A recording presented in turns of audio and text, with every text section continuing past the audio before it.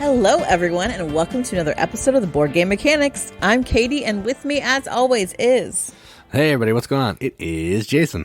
I know. You haven't heard from us in a few weeks. And we had camp, and, oh, man, trying to figure out my job, and I'm finishing a semester also of teaching. It is a cheerleading is starting for our youngest daughter. It's a madhouse over here. But we could not let GenCon come and go without giving you an episode all about GenCon. So if you want to hear some news, the news is it's GenCon this weekend. I guess if you're listening to this in real time. If you're not, well, GenCon did happen the first weekend of August of 2023. It's true. We are not going, which is sad. Because of all the four things I just mentioned. Plus, you don't have any concerts this weekend. I don't. It's just... We got a birthday party. We got a memorial. We got, so many things. All that I'd be doing there is buying games anyway, and we probably don't need any more of those for a little while. So I think we'll be all right. We did buy a lot of games of Origins. It actually wasn't as bad as it's been before. Really?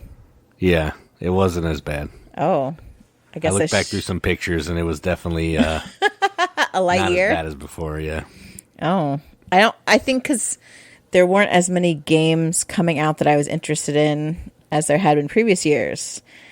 But GenCon, that is a completely different story, and that's what we're going to talk about on this week's episode.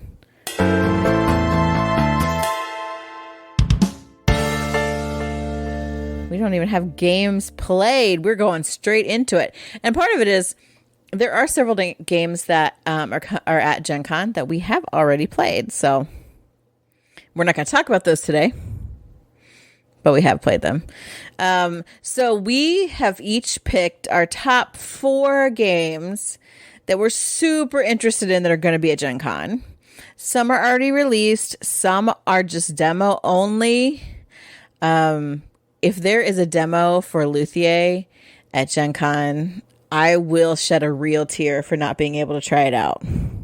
I don't think that game is I don't think they have anything outside of that game other than the box.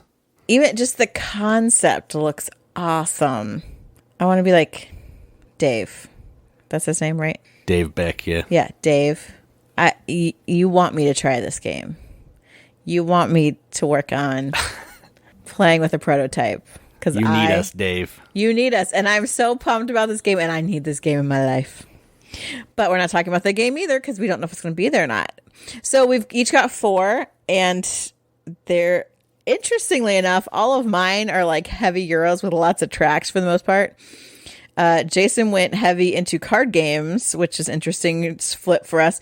But we also have a good number of honorable mentions in a couple other categories. So lots of Gen Con stuff to talk about. So Jace, why don't you get started with the first game that you want to check out from Gen Con. All right, so my first one, I put it on here first because it's not as exciting as some of the others because it's kind of a re-implementation, reprint of sorts. And it is Bohnanza Dahlias. And this is from Amigo, designer Uwe Rosenberg. And apparently it is for sale, $22. I don't know if that's for sure, but that's what the Board Game Geek said, so we're going to go with it. But this version of Bohnanza is basically Bohnanza with flower art. Actually nice flower art, not cartoony flowers holding cigarettes next to gas cans. That would only be chili flower. Okay. Yeah, chili flower. It's really nice art, and it's the same game as far as I can tell, just with different art. So if a flower is more your jam than funky looking cartoon beans, then this one should be up your alley. I love Bohnanza. Bohnanza is great. Everybody we played it with has a great time, and I think maybe this theme might get more people into it. The flower and plant theme is huge right now, so yes. I kind of see why they did this, because, let's go like printing money here. And I think, honestly, more people might play this game because of this new version. So if that's the case, that's awesome, because people need to play it. It's so good. So the first one I'm excited about and really want to get is Bohnanza Dahlias. Well, especially because not only is it about beans, which is fine, but it's like hokey looking yellow box. Oh, yeah. Is it in that same kind of look, or is it totally different? The Dahlia's box is really nice. It's like a nice box with a big flower on the cover. It looks really good. The flower takes up the whole cover. Okay. Well, I think that's another thing is like the shelf appeal is much higher than Bohnanza. Yeah. Bohnanza Nobody looks ever dated. accused Bohnanza of looking good. That's for sure. That is the truth. Oh boy! I'm pretty sure that's Clemens Franz art. I'm gonna look while I was gonna say it gives me the talking. Clemens Franz feels, but I didn't want to say anything because I don't feel like I need to mention my boy in every podcast, but it does look like Clemens Franz art. I don't know. It's maybe a little too cartoony for Clemens. My first game is a game that I don't know if I have talked about before. I don't know if it had a Kickstarter. It is Clemens Franz, by the way, before you get going. Interesting. He's one of them. There's 13 artists, but... Oh. Was this a Kickstarter? I don't know. I don't know. I don't know much about this one, actually. But the game is Barcelona. Or however you want to say it. I think there's an accent to it that if I did it right, it would be better. But Barcelona is... this is set back also mid-19th century. So this is going back to like a theme of games that we like. It's not really super beigey, but it's got tracks. So you are builders in the 1800s in Barcelona working to expand the city because it just got super overcrowded. It was the most densely populated city in all of Europe, like in the mid 1800s. So you are going to work on it. You're going to like construct buildings. We're going to get citizens who want to leave the old city. You got to build streets and tram lines and public services. And, there's even some architectural style. What intrigued me, I watched Rado play this. So at its heart, it's a worker placement game, right? But you are like drawing these chits out of a bag. You're placing your workers in places, but when you place your workers, not only are you blocking out spaces where other people could go, but if you have workers out, if you build new buildings, the workers are then available to move into the new building. So there's like lots of different layers of the game that kind of like set up on each other, which I think is really cool. The components they are probably cardboard, but the art on it looks cool. The different types of buildings that you can put out there. Your player board has some special actions that you can do. There are lots. There's a freaking ton going on. If you just look at just the board itself, all these different sections plus sections on your player board to do things. I think there's even there's a little sideboard. It's really nicely colored. I see tracks. It looks like everything we would love in a game, and I can't believe we haven't talked about it before. Now, Rado's review was paid. So... all of his reviews are paid now. He's a shill. I know. As much as I love the man. But he said that this one is one of his new favorites. Like, he really liked it. Such great worker placement, such great choices, how you can combo things off of each other. And he's like, it feels like there's just tons of big turns because you can layer these different things on your turn. And I'm like, ooh, that kind of like sounds a little like a Vital Lacerda game. So the designer is Danny Garcia, and Danny Garcia also designed another game I was looking at, Arborea. Also married to the Rock, right? I don't think was married to the Rock. His ex-wife's name was Danny Garcia. I know. I don't think it's that same Danny Garcia. However, would be really interesting. No. Oh, it's a designer from Barcelona. Oh, that makes sense. Yeah. But there's another one that's had a Kickstarter campaign and will also be at GenCon. That's Arborea. And I was like, dude, this looks really good. And there were like tons of tracks and stuff on it too. So I'm like, this could be a designer that I'm really interested in. And this game is from Board and Dice. Jason is a big fan. I was about to say, you have me at board and dice. I know. This looks like this mid-heavy Euro worker placement, a little bit tile placement, because you're putting out these buildings and in-game bonuses, which I love so much. There's like 3 scoring phases that kind of go in between the rounds, and there's a final scoring phase, which I think is really cool. And you usually on your turn have like just a couple actions. A couple actions, a building phase, and then you prepare for your next turn. I like games that do that. It always seems like when I have a limited number of actions, I'm like working really hard. My brain wants to make great choices, and this looks like a good choice. So one that I would love to check out is Barcelona. Yeah, I saw the cover of this, and it looks good. I saw board and dice. I didn't look any more into it because I just made an assumption that I'd already like it. So... yeah, the weight is listed at 3.55 on BGG. That's a good Euro weight. But it says 60 to 90 minutes. Yeah, they've been trying to do a lot more shorter games, which I do appreciate because that really means it'll be like 2.5 hours. So, yeah. So, yeah, I think that looks good. So that was my choice, my first choice, Barcelona. All right, so my next one is actually a game I've played before. Maybe 3 or 4 years ago. I don't know. It's been a minute. I feel like that's cheating. Well, but this one has a nice new shiny look to it, and I like it. So it's like Dahlias all over again. Yes, correct. And this game is called Tricks and Treats, and this is from the new version. It's from Trick or Treat Studios. Designer Emerson Matsuuchi, Century Spice Road, among others. I think this one's for sale. It's only $20. Little card games are nice because they're usually cheap, and this is just a box and cards. And what you're doing in this game is you are trying to get candy in a candy basket, like trick-or-treating.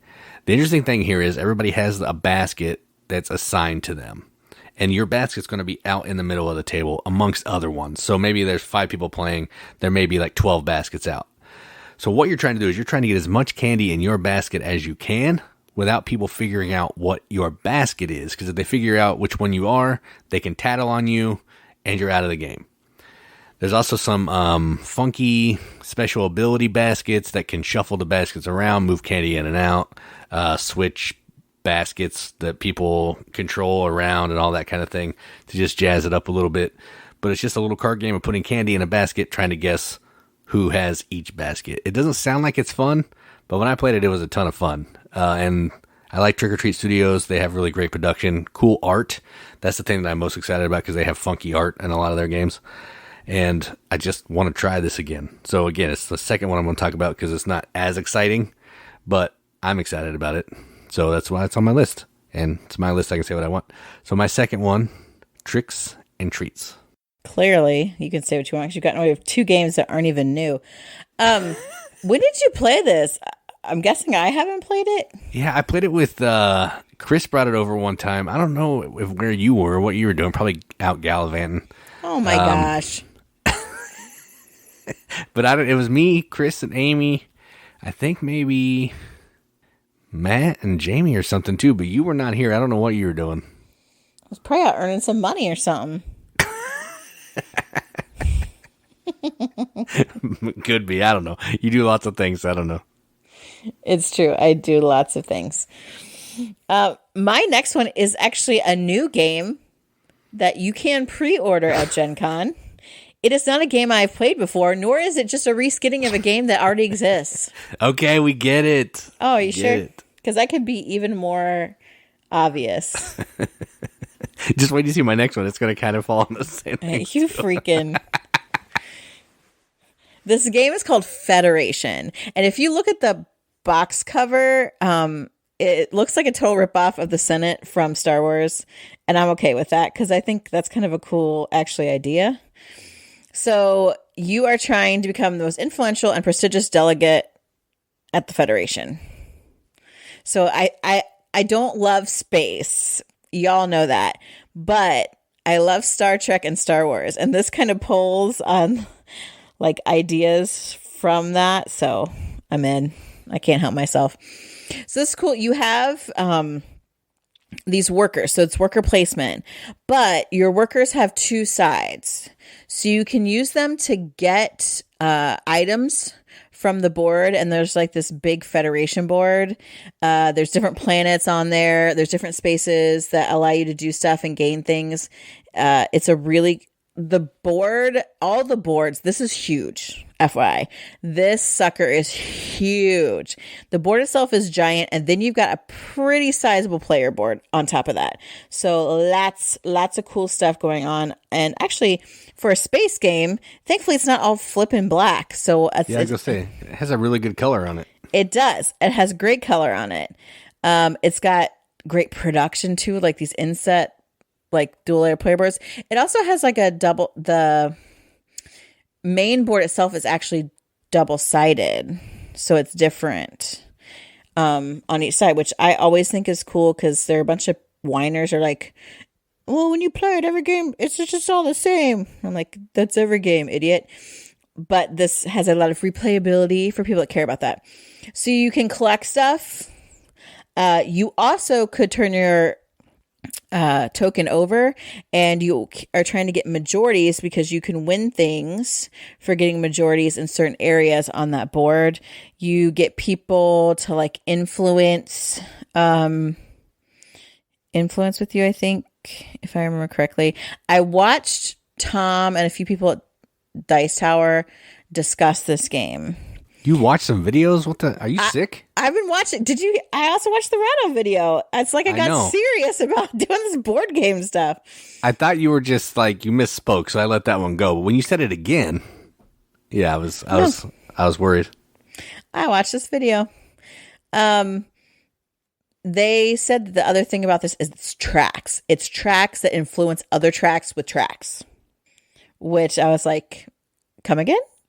We were big fans of tracks. The components are cool, but the track's really interesting. You're moving up and you're gaining bonuses on these tracks. You're also you're trying to kind of race to get these little awards. And you also can, as you move on tracks, you get these check marks that allow you to activate these bonuses that will then let you have kind of a bigger turn with more follow actions that you can use once you've got kind of these check marks together, which I really like. The components look boss. And when I tell you the company that produces it, you'll know why. This is why it's off my list, because of that reason. Yeah. Eagle-Gryphon. Although it says Explore 8 is one of the publishers, but I think Eagle-Gryphon is one that has this at GenCon. It looks like it's been out for a while because it's rated really highly on BGG. It is, but you can only pre-order is what it said on the thing. Weird. There's some on the geek market too, which is strange. They might be French. Oh yeah, that's true. Eagle-Gryphon Deluxe Edition 2023. Weird. Yeah, that is weird. Yeah. Which $95 is actually good because you can pre-order for $100. So don't get me started on Eagle-Gryphon. I was just blasting them on a YouTube video today. Oh my gosh, Dimitri Perrier. But there is so much going on in this game. The weight rating is 3.61, so it's like kind of a little bit heavier. Miguel Coimbra is the artist, who I'm a fan of. Yeah, he has good art. But this looks fun for a space game. I love the idea of the Federation. I don't love area control, but there's a lot of other stuff happening. You can do variable setup. There's, you got this worker placement. You've got in-game bonuses also that are coming into it. It's only 5 rounds. 5-round game. So it's like 5 years you're working in developing alliances and things in the Federation. 5-year mission, huh? Yes, it is. See, that's why I'm like, dude, there's a lot of cool tie-ins here. And you're trying to get these prestige points. I think this looks really, really good. So that's my second choice. Again, another like pretty heavy Euro Federation. Yeah, I didn't give this one a ton of looks just because the price is outrageous. And Eagle-Gryphon. But it was space, so I figured we'd never play. But after I'm looking at it, I was like, man, that looks really good. I know. As I was looking at all these, I'm like, man, Jason would love this game. I'm like, why didn't he pick any of these games? I don't know. I guess I wasn't doing a good job. I don't know. I watched videos. You completely lost your mind. picked all games that we already own and played before, even though you just said I didn't know what to pick because I didn't want to pick games I played before, and then you did. Yeah, I'm not doing very well. Yeah. I mean, we're just pretty okay, but you are really phoning it in, buddy. Okay, so my next one. Oh my gosh. Technically, I haven't played this one. That's true. So it's not breaking the rules. It's kind of like game 1.5 version, I think. And that is Everdell Farshore. And this is from Starling Games, James and Clarissa Wilson. I think it's for demo only. I don't know. It's supposed to be releasing around this time, so there might be some for sale. But I do know when it goes for sale, it's going to be $100, which is insane. But it's effectively Everdell, but it adds and tweaks some rules, which I don't know how I feel about it, but that's kind of why I wanted to demo it to see kind of how the differences were. So it's a different theme. It's a different artist. It's not Andrew Bosley, but in this one, instead of in regular Everdell, it's still worker placement and you're trying to build cards and all that stuff. But instead of trying to link up, like if I build the school, I can play the teacher for free, that kind of thing. But I'm looking for that specific card. In this one, you get 3 anchors and you can play any card with any other card as long as they're the same color. And you can do that 3 times.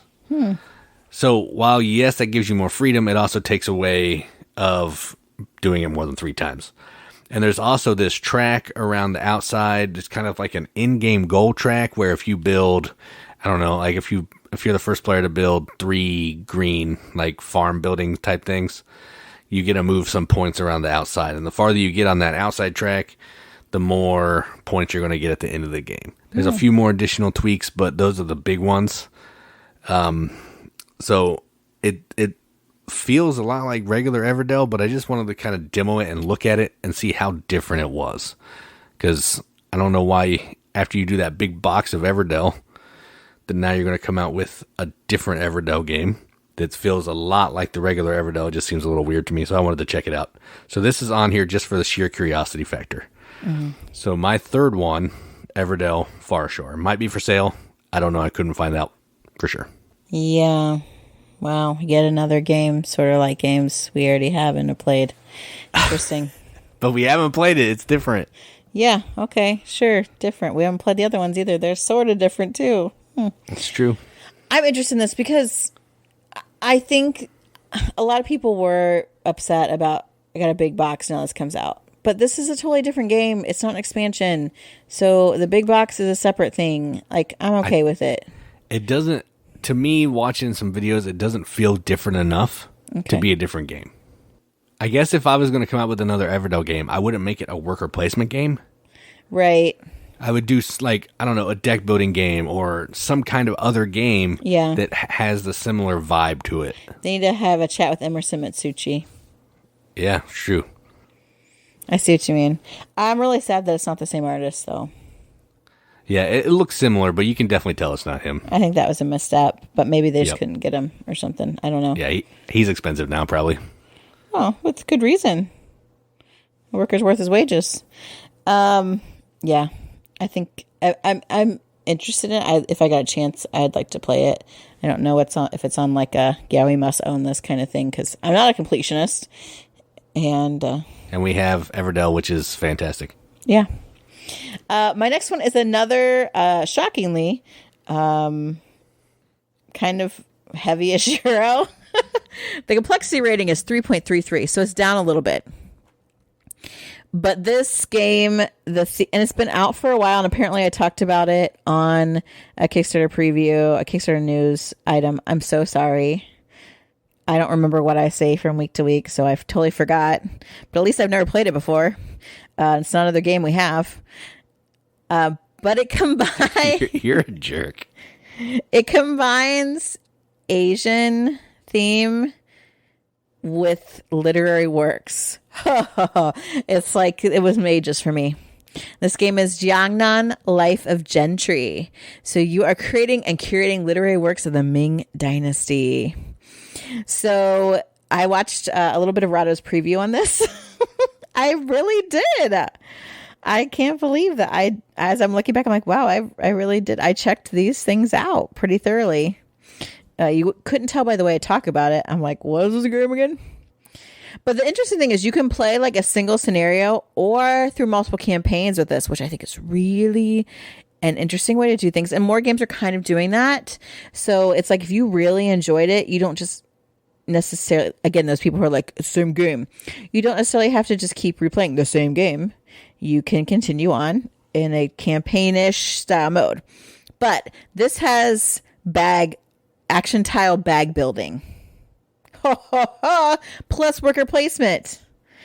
I like both those things. So you're like these literati and these artisans. You're in this elite gentry class, whatever. And you're skilled in these arts, right? So you are going to use some of that and you want to like capture it. Like they have these, I think they're like in-game bonuses that are like the trends that you're going to be scoring on. And they've got this awesome, the components are so cool on this one. And I believe that they're selling it and they're also selling the deluxe all-in version from Kickstarter too. At GenCon? Yeah. Nice. The artwork is freaking gorgeous. Yish. It looks awesome. So, I started to watch Rado's preview and then it took probably a good 20 minutes before he actually got to play the game. So, because sounds like Rado. You know how he do. So, do I actually know how to play the game? No, I don't. So much for watching the video because it didn't help me because I couldn't get through Rado jabbering. But I do know that there's these personal player boards, and I think you can. No, maybe. See, I watched both these Rados. Now they're running together in my brain. Rado runs together. Oh, hilarious. But you're using your worker placement to try and advance yourself in these different, it's not all literary, but artistic type movements. And you want to try to specialize in the areas that are going like the end game scoring, but you can score in other ways as well. So there's lots of different ways to make points in this, which I really like. There's like the iconography looks really good. Just really cool artwork, very cool Asian theme. The artwork in some ways reminds me of, the game with the stairs and Gugong. Yes. It has this kind of Gugong feel to it. There are multiple different types of tracks as well, which I'm always a fan. And your player board is really cool. It's got like this little like ink area with like a brush because you're doing calligraphy or whatever, which I think is awesome. It has those like gold ingot type things that the Chinese banking game we have does. Ping Yao, which I think that those components are awesome. There's just just looking at this game, I'm like, whoa, I can't wait to get my hands on this. Like, it looks super meaty, which I think is interesting. That's only a 3.33 because it looks even more in depth than the other couple I talked about. But it is $99. Well, this company's in Taiwan, so that makes sense. Yeah, and there's a lot of stuff involved too. Lots of components that look really great. I would love to sit and see this. If I could, I need to watch somebody else besides Rado play it so I could actually see it played. Yeah, this one does seem cool. I remember you talking about it on the podcast, and I like some of this company's games. The only game we have from them is Symphony Number 9. Oh. So, I mean, I know you don't really like that game, but it has cool production. It does. An That's interesting true. theme and all that. That's so, true. I feel like since then, they've been doing more like Euro-y games. They've gone deeper into some of the heavier games, which is cool. So, yeah, this is definitely one I want to check out too. All right, so my last one is not one that I played before. It's not a reprint. It's new, okay? So everybody can... Oh my gosh, you found one. Just the last one on the entire list. I found one, yes. And this is on my list for one reason, basically. It's a Phil Walker Harding game, and I'm a huge fan of him. even his games that aren't that great, that I don't like that much, are still fun games. I could just, it's just not for me. But this game is called Spellbook, and it's from Space Cowboys, and I think it's a demo only. I don't know. I tried to figure that out, but there's barely any pictures on BGG, so I'm going with that is accurate. This is a demo. And I read through this. I still don't really know what's going on, but I know you have a familiar. You're a wizard or a sorcerer that has a familiar. You're a wizard, Ari. And you're trying to collect these different cards to make different spell combinations to give you powers that last through the game. According to BGG, there's 2,100 different spell combinations possible, which is crazy. And you're trying to basically fill your grimoire of spells and or have a familiar that is fully fed. Now, I don't know how that happens. It's just a paragraph of how that you're collecting spells and you have to do that. So I don't know how that works, but the components are really neat. They look like they have like some little chits that you're pulling out of a bag to put on these different spell cards that you have, and you're just trying to do spells. I don't really know if it's drafting. I don't know any of that stuff. But it's Phil Walker Harding, so I'm sure it's going to be good, whatever it is. And that's kind of why it's on my list. And I do like some of the art that's in it. The components look pretty neat. So I figure I could give this a go if I can ever find it and figure out what it is. So my last one from Space Cowboy and Phil Walker Harding, Spellbook. Yeah, I was actually interested in this, and I was going to talk about it if you hadn't, since, again, I talk about games that are new and we haven't played yet. But, yeah, this looks really good, and I like the theme, and I thought the art looked good. It just looks like an interesting game. I do wish there was some more info, though, because I really do want to know more about it. But yeah, BGG really let me down here. Well, I mean, if it's new, and that's probably why. Yeah, you're probably right. So the last one I'm going to talk about is not like a heavy worker placement Euro. I went super light. I went to our old faithful friends Prospero Hall and Funko for Disney Animated. And I saw an ad for this, or somehow it popped up either in my Facebook feed or some other kind of social media. I don't remember. And I was like, ooh, this looks cool. And actually, Jason had never heard of it when I told him about it. I know, you got me. Which never happens. And I think that this is available to buy. It says that it's on Amazon right now. So there's that. But this is a cooperative game. Much lighter. And it's Disney themed. But it's Disney like animation. So in the game, you're going to make 5 classic Disney films. And you have to like get the background art. You want to use sounds. You've got to get these things together to make these feature films. So it's not like Villainous where you're actually playing through the story. You're really doing the animation, the background work in this, which I think is super cool. And the way it looks is awesome. So like one of them is the 7 Dwarfs. And so it's even got the year it was out, which, believe it or not, was 1937. And you've got to get sound, you're laying these pieces on there, and then like you're adding characters and things. And when you lay things on there, it looks like the cells, like the old fashioned, like clear cells that they would paint on. And you add that to these player boards for the different movies, which I think is really cool. It's like Alice in Wonderland, 101 Dalmatians, Snow White. Trying to think of what the 5 are. Aladdin. I'm missing one, aren't I? Yeah, I don't remember what they are actually, so I don't know. But there's at least several of them. But in addition to that, like you have a certain time. There's a deadline to get this. So that's kind of what you're playing against. Also, the components are cool. Well, I think Fantasia is the other one. Anyway, there are cards then that are villains that are actually villains from these movies. They're going to act against you. Like they might advance the deadline. They might lower your hand limit of cards or things that you can play down. There might be some kind of calamity where you have to get rid of like 2 animation cards at random. It may be that, there's a certain combination of things. So they just kind of make it difficult. So it's not like it's going to be super easy, whatever, to place these little cells on there and fulfill it. Because you are working together, but there are things actively working against you, as well as a deadline to try and get this completed. I'm a big fan of Disney. I'm not one of those, people that as an adult goes to Disney without children. That's a whole nother story.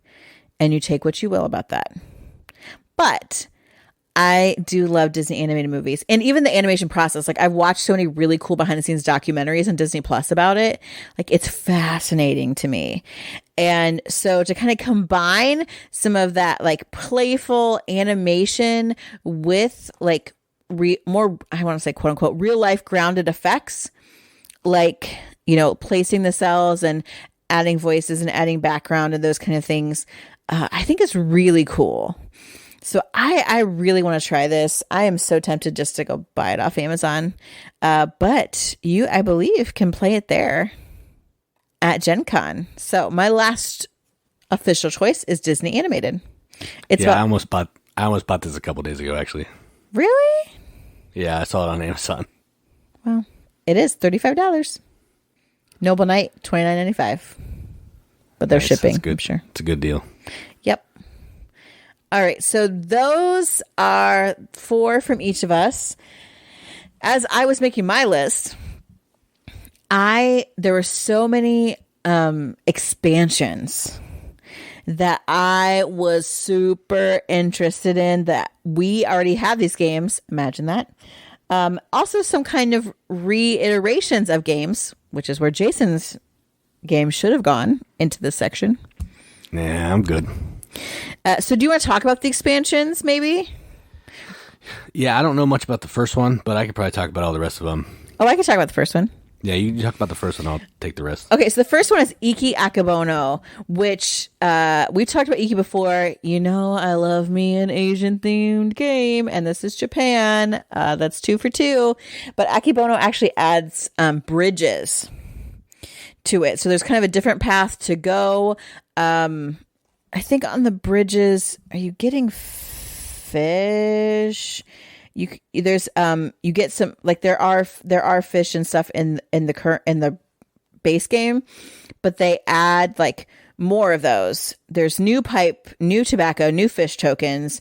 You get some more character cards too. Ships are coming in at this bridge, so you can also like trade with them, build the ships too. So just adding like another thing onto this game that I already think is flippin' fantastic.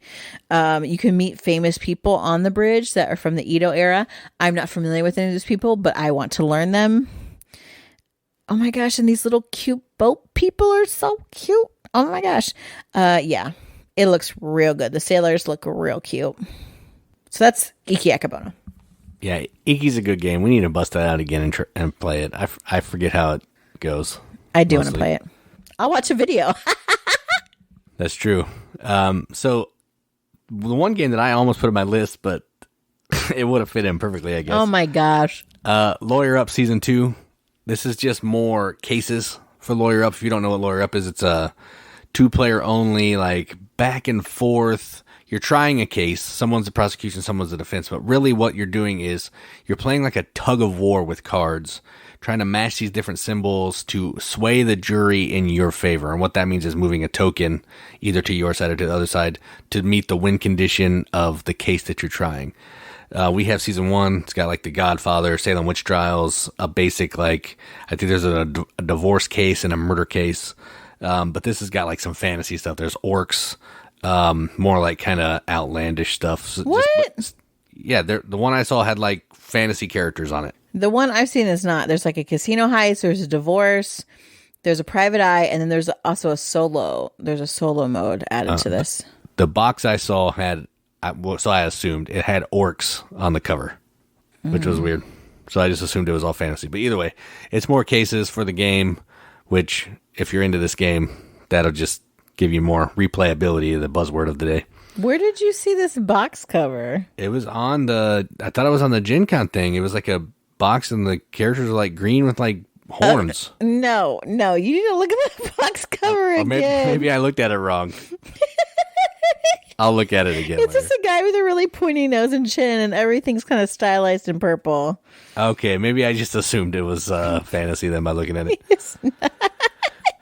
All right, so next is an expansion for Ex Libris, which is cool. But the most cool thing about this is they're reprinting the base game with bigger text on the tiles. Oh, yeah. For the love of Pete, that was like a huge miss, like a huge miss from the company. Renegade really screwed the pooch there. Those tiles are so hard to read. I don't even care about the expansion here. I think it's just more runes and stuff, just more stuff. But having the base game with bigger tiles or bigger words on the tiles or iconography or something, I welcome that because it's a good game, but it's so hard to. I never want to get it out because I hate having to look at the tiles all the time. It's a pain in the neck. So that's cool. Yeah. There's like different assistants and stuff. There is an adorable little Sasquatch. Oh yeah, man, he's so cute. Isn't there a Sasquatch in the base game though? I don't know, but this one's like all hairy and stuff. He's cute. Oh yeah. I don't know if they just made like new pieces. Yeah, they're like screen printed, and ours are just wooden shapes. Yeah, 'cause we have a Sasquatch. It's just a wooden shape. Just not as cute as this Sasquatch. Speaking of different shapes, though, the Cryptid Cafe server pack. This is just different bits that you can play as in the game. This was for sale when we actually bought ours, but we didn't get it because it's like $20 just for extra meeples. And I'm a cheapskate, so we didn't do it. But if you like Cryptid Cafe and you want just more characters more wooden bits to play with, then check this out. They're really cool. There's a bunch of different funky ones. Because there's a tons of cryptids, and in the game I think there's only like 5 or 6. So this gives you I think like 10 more or something like that, a whole bunch more. And there's also going to be an actual it's another game. It's not an expansion coming from Cryptid Cafe called The Chef's Apprentice. Yeah, I saw that. I think I posted about that on the page. Yeah, that looks cool. I didn't see it on GenCon, but no, I think it has similar art, at least the same kind of art style, which is cool. Yeah.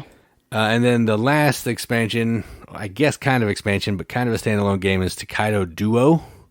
So this is a 2-player only version of Tokaido. I haven't actually looked into this too much, but I know it has similar vibes, like you're trying to collect paintings and hot springs and stuff. But it's doing it in a nice little 2-player package. If you like Tokaido Tokaido's not great at 2 players. So if you like that vibe of that game, then this is probably one you should check out because it's made specifically for 2 players. So there you go. Yeah, I just love the art of Tokaido, and I would like to play it more. And I think maybe like a 2-player version might get played more. I don't know. That might be wishful thinking, but I also, another kind of genre that I saw a lot of cool things that I wanted to look at was kids games. And we're always on the lookout for kids games because we don't want to be playing War, Uno, Candyland, and Monopoly for the rest of our lives. So Jason and I are always looking for cool kids games. And one that caught our eye was Hansel and Gretel. It actually came out in 2021, but I'm guessing this is finally an English version. Yeah, who is bringing it over here? I don't know. It's by Huck or something. That's what the picture says. Grana. Yeah, Grana. Yeah. Oh, that Huck does have stuff in the U.S. though. Yeah, Huck does. We have some games. Mm-hmm, we do. So Hansel Gretel, it's based on their fairy tale. There is it's the setup for this is cool because there is a little house made of gingerbread with sweets all over it in the middle of it. And the Hansel and Gretel's move along outside. So it's cooperative. And so they're placing you're placing tiles in this playing area to create sweets and finish sweets. But then there's dots on these tiles. And by looking at the dots, it will tell you how far you move Hansel, Gretel, and the witch around the gingerbread house. So you want to make sure that the witch doesn't ever reach Hansel or Gretel. And then you don't want Hansel and Gretel to catch up to the witch.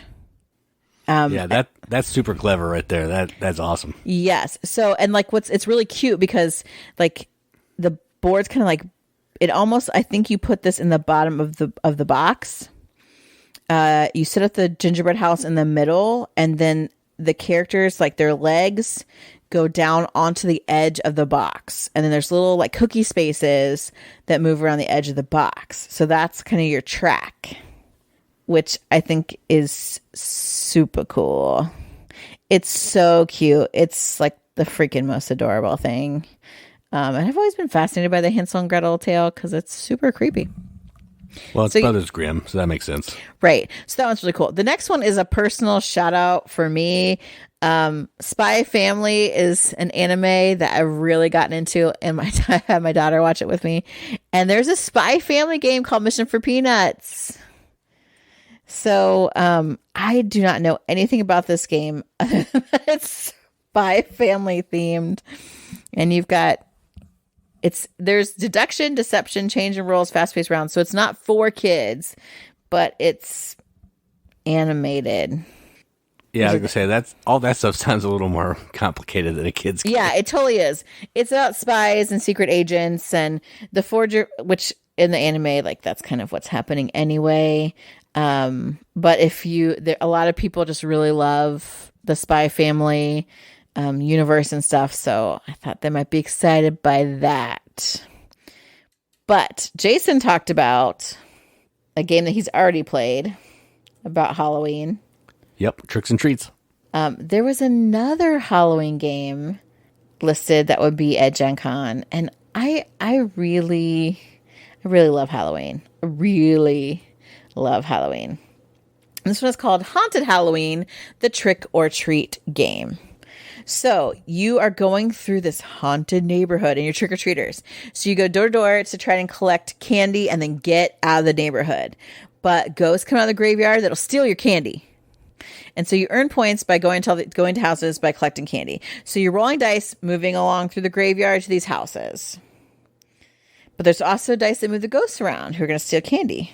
When you get on the doorstep like of a house, you spin like a spinner, and that tells you what happens. If you could get more candy, or nobody's at home, or the banshee moves along the full moon tracker and release more ghosts. Or there's also a candy coffin that you can try to take a risk and raid. But you could make everybody mad and invoke the spirit's wrath if you take their candy. I think that just sounds super fun.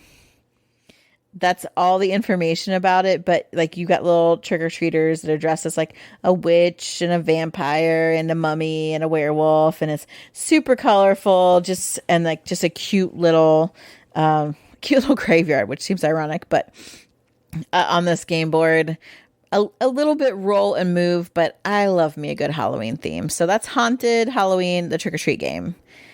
Maybe in a less scary one, and I actually showed this to my daughter, and she was like, let's get that. And I'm like, well, it's not out yet. It's a game called Picnic Twist.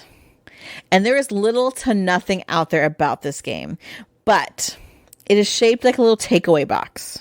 Oh yeah, I saw this. That box looked cool. It is, and like the little, they're not people. The little food on it are adorable. There's like a sandwich and an ice cream cone, like a little muffin and a little drink. And all the BGG thing says, it's from Blue Orange, and I'm a big fan of them. It just says, players try to organize their picnic meals and tablecloths in the best way possible, drafting domino-style cards, then placing them in their play area to create the largest possible number of similar elements, both food and tablecloth patterns. So you're trying to get the tablecloth behind the food to match other tablecloths and all the food to kind of be in groups. It just says it includes several game modes and bonuses. And that's it. It says I can buy it at Noble Knight for $13. That's weird. Yeah. But there's not anything else. There's not an official link. Apparently 4 people own it. 11 people want it. And that's it. There's 4 people who are probably reviewers. It's just super de-duper cute. And I love me a cute game. Yeah, it says in stock. Only one left in stock. Box game. Huh. It's real cute. It's real cute. So that's Picnic Twist. I take for another one of just a personal favorite for me. I'm a big fan of Hello Kitty. It's just like my Asian, right? I guess I love Hello Kitty. There's a Hello Kitty game, Hello Kitty Day at the Park, and you got all your little Sanrio people there at the park. I mean, come on. This is designed by the same lady that did Campy Creatures. Creature Comfort, sorry. See, it's going to be good, man. So you got your Sanrio people. You are trying to have the most epic day of fun at the local park. So you're going to lay tiles and complete adventures as you move around. You get items, and then you complete these adventures and you take selfies to document that you did them. You're trying to get these symbols. Yeah, go ahead. That's right up Rory's alley with the selfies. And it scales. So there's like a simpler version, and then there actually are more advanced strategies in there, which I think is cool because you're like kind of doing some contract fulfillment, tile placement type stuff. There's no pictures, which makes me real sad. There's nothing else about it. Nope. It says it's coming to Kickstarter September. So yeah, this is one that I wouldn't mind backing because I think Roy would like it, and I like Roberta's games. I've played a couple of them. Well, Creature Comforts being the big one. So if Bats is in there, you're in. Oh, if Bats is in there, this is a 100% guarantee back. Jason doesn't care how much it is. I love Bats. I know you do. And while Hello Kitty is something that I have always loved, another kind of nostalgia type thing for me is a Smurfs. And there's a new Smurfs game. Oh, yes. The Smurfs Hidden Village. And you're going to rebuild your mushroom village and find the missing Smurfs. So this is the design team from Draftosaurus. Antoine Bauza. Ludovic Maublanc. Theo Riviere. I mean, come on. This is going to be good. It's probably light. That would be my guess. It is. It's a cooperative. It's a cooperative. But each Smurf has their own player powers and sets of skills, which is so true, like this cartoon. And so you have to find the missing Smurfs. You're collecting things. You're building inventions. Find the Smurfs. Rebuilding the mushroom houses while you're trying to outsmart Gargamel and his cat Azrael. Oh yeah. I call Smurfette. Oh man. All right. I want to be... I guess since she's the only girl, you can be her. Gee, thanks. I want to be Papa Smurf, man. He knows the most. He's got the red hat, man. I know, right? Anyway, I love me some Smurfs. And it's got a good design team behind it. I don't know. There's nothing about it. No forums. No discussion. No, nothing. There's nothing. I would probably buy this one without knowing anything about it, just based on who designed it too. For sure. It looks pretty exciting. Yeah, so I love me some Smurfs. And then last, everybody knows I'm a big fan of deduction, at least to this point. And so when I saw a little game called Deduckto, even though I don't like birds, I'm like, this looks so cute. And so Deduckto, you are trying to nab your secret suspect first. So this is published by Game Right, which that's interesting. Exactly. That's what I thought. So you're trying to use logic and deduction to figure out the animal, their disguise, and the location on like your hidden card. And it doesn't specifically say, it says age 8+, but it's like, it talks about some kinds of suspects like Pinky the pig in a wig at the pier or Polly the pigeon wearing a mustache in the park. So that sounds really fun. It doesn't tell you how you go about the deduction. There is one video. I just now see that. Oh, it was only uploaded 15 hours ago. So that's why. I was like, I didn't see that before. But it says you can buy it on Amazon right now for $16. Oh my gosh, the artwork's adorable. The artwork's so cute. Franny the fox, Polly the pigeon, Bruno the bear, Dante the dog, Pinky the pig, Clyde the cat, and Roxy. the rabbit. And so there's like, those are the suspects, and there's different disguises they can wear. So there's only about, like 8 disguises and then 8 different locations. So it seems, pretty light. And for $16, that's not bad. It looks good. It looks cute. I definitely would want to check it out if I were there at GenCon. Oh man, there's a little video here. What the heck? Well, I mean, I don't think GameRight can sell a game that costs more than $20. So there is that. That's true. Yeah, but I think it's a good way to learn deductive reasoning. Really cute artwork, really cute premise. So I was super interested in that. Yeah, that's cool. All right, so those are all the games that we would have been interested in checking out had we gone to Gen Con. But since we couldn't go to Gen Con, we figured we would talk about them and make all of you who can't go to Gen Con also feel bad that you're missing out on those games as well. Or those of you that are going to Gen Con are maybe already there. Maybe you'll listen to this episode and be like, hey, I'm going to check those things out because those sound good to me too. No, I just wanted people to feel bad. I didn't want any of that. Oh my gosh. We love our listeners. We want them to be uplifted. Or if you walk past one of these games, you're like, you know what? This game is so cheap. I'm going to buy this and mail it to Katie and Jason. I'll allow that. That sounds good. No way. We want you all to have a good time. We just want to talk about the games that are out there. It's very exciting. There are a lot of games being demoed, pre-ordered, everything out there at Gen Con because I felt like Origins was a little lacking in that this year. So Yep. Lots of things to check out. If you are at Gen Con, if you're going, tell us about your experience. Tell us what games you picked up. Want to see a Gen Con haul? Tell us if you checked out these games. Did they meet our expectations? Did they fail miserably? What do we miss? What do we overlook? We love to hear from you, even though you haven't heard from us in a while.